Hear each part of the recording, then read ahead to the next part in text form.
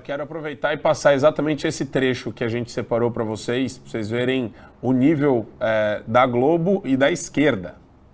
Agora, é o seguinte, não poderia ter acontecido coisa melhor para o Tarcísio do que isso. Por quê? A estratégia do Tarcísio é justamente se descolar da extrema-direita e ir para o centro democrático, que eu chamo harmonização facial.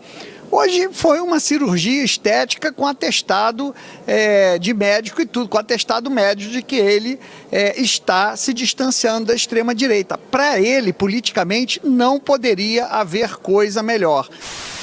De Tarcísio, inclusive, que foi um caminho absolutamente contrário, né? Ontem a gente discutia isso, né? Ele ao lado de Haddad, aquela imagem de Tarcísio ao lado de Haddad e Tarcísio falando, concordo 95% com o texto.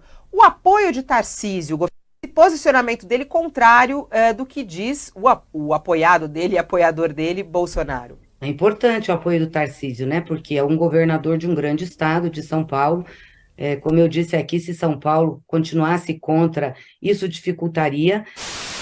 O Tarcísio, que não é um personagem ignorado do PT, trabalhou na gestão da Dilma, dirigiu lá o DENIT. Se este apoio é visto pela senhora como o prenúncio de um surgimento de uma direita um pouco mais qualificada, uma direita que pode qualificar um pouco mais o debate político no país, ou se a senhora não enxerga a motivação política por trás da movimentação do Tarcísio? Você diria de uma liderança para ocupar o espaço do Bolsonaro, né? Eu acho que é um pouco isso. É isso. Eu não sei. Obviamente que o posicionamento do Tarcísio sempre foi muito mais moderado que o posicionamento do Bolsonaro. Ele recebeu o apoio do Bolsonaro, mas mesmo durante a campanha de São Paulo, seus posicionamentos, a sua forma de ser, sua articulação sempre foram diferentes. Óbvio que, em Bolsonaro sendo inelegível, tem alguns nomes que estão surgindo e sendo discutidos aí na imprensa como possíveis para ocupar o seu espaço. E o governador de São Paulo tem peso político, né? É o maior estado do país, tem um peso político, peso na economia, enfim. Obviamente que o Tarcísio é uma pessoa que pode despontar para ocupar esse espaço. A Gleisi Hoffmann em tom moderado. Gleisi Hoffmann moderadinha. Você não tá vendo a narizinho brava, como ela costuma ser? Não, o Tarcísio é bom. Geisiane, a direita é democrática. Aqui a gente vai entrar num ponto fundamental das discordâncias da direita, que é estratégia se resolve com articulação bem feita. Quem é o responsável por isso hoje, para unir a direita? E aqui, esse é um ponto-chave também, que muita gente fala, o Bolsonaro falou recentemente, se vierem, no Pânico, se vierem falar que precisa unir a direita, é isentão, esquerdista, cuidado, ignora esse cara. Mas eu estou falando de uma união política, uma união ideológica, formação de bloco, de pautas únicas, para você conseguir ter poder e força para manobrar.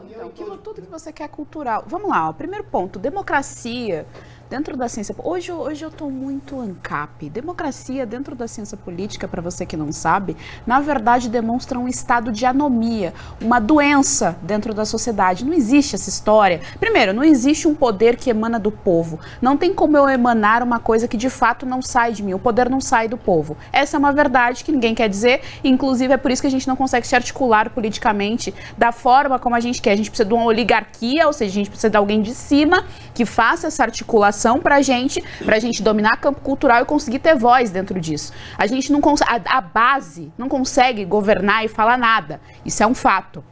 Posto isso, a esquerda precisa da democracia para colocar em prática o papel de poder dela, né? O projeto, aliás, de poder dela. Sem a democracia, sem o discurso da democracia, a esquerda não consegue avançar dentro do campo político. Reparem que todos eles falam em democracia, sem exceção. A Gleisi, o Lula, o Alexandre de Moraes, sem exceção. Todos eles estão com a palavra democracia na boca a cada 5 minutos, porque eles precisam disso para fazer articulação. A prova é tanta que a ditadura que nós vivemos é em nome de quê?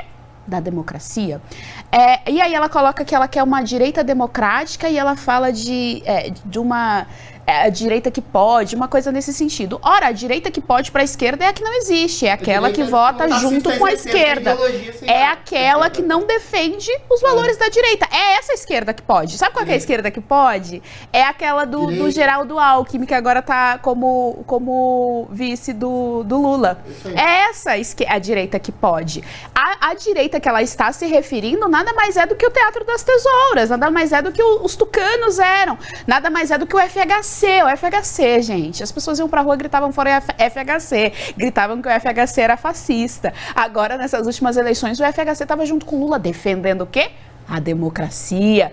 Então, é essa a direita que a esquerda quer. Ou seja, eles não querem a direita, porque eu não aguento mais repetir isso, a esquerda ela não quer deliberar, Tarcísio. Ela não quer conversar com você, meu amigo. Ela quer te eliminar, a não ser que você vote junto com ela, você não se mova dentro do campo cultural contra ela, você, por exemplo, não faça nenhum tipo de articulação dentro da TV Cultura, aí pra eles tá tudo bem.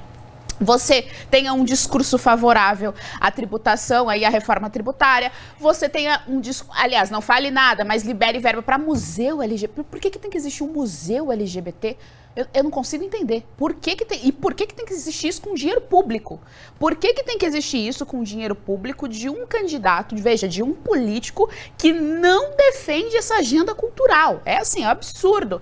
É essa a direita moderada, a direita democrática que a esquerda quer. É só uma coisa alegórica que ela quer ali para fingir que é uma oposição e ela continuar no seu projeto de poder. E aí ela manter e perpetuar o seu projeto de poder. Então, é isso, né? Assim, a legenda não tem melhora. O cara foi ironizado pelo Janones, foi elogiado pela Globo. A analista da Globo conseguiu fazer uma leitura que ele não consegue? Eu não consigo entender isso.